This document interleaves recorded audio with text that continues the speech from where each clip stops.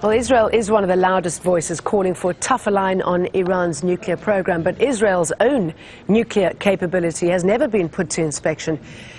Even so, this is what is known. Israel has 2 nuclear research centers at DIMONA and SECRECY. Latest estimates suggest Israel's produced at least 118 warheads with weapons-grade plutonium.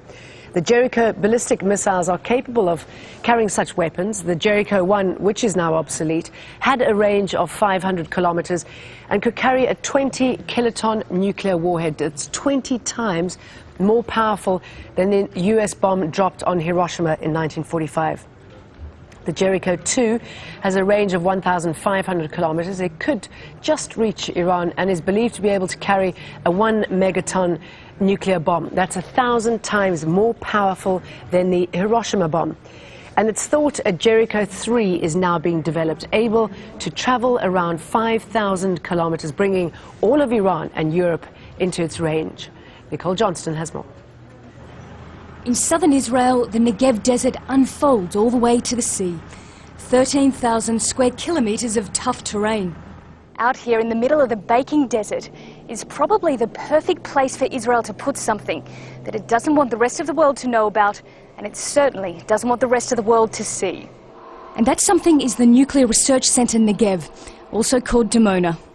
Shrouded in secrecy, this facility is closed to inspectors from the International Atomic Energy Agency, and that's because Israel has never signed the Nuclear Non-Proliferation Treaty.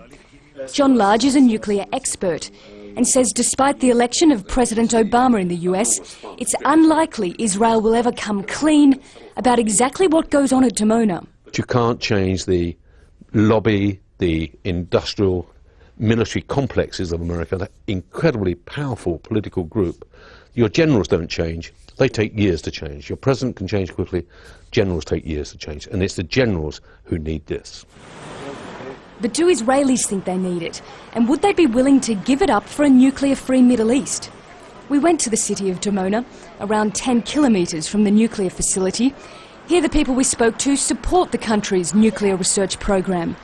But we asked them, given the official silence surrounding it, if they'd like to know more about it. No, I don't want to know what I have in Israel, but I have to know that I have a strong Israel. It's very good for me.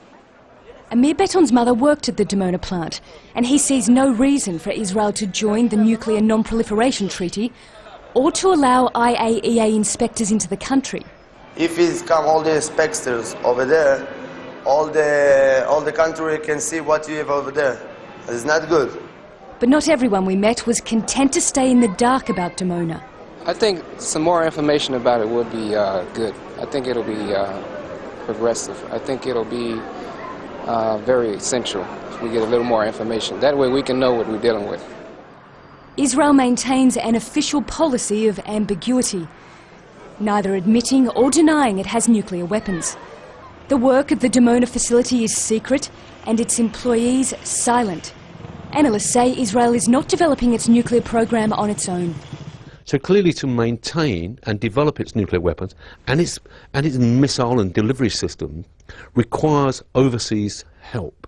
And that overseas help, although it's clandestine, clearly has some sort of state assurance behind it.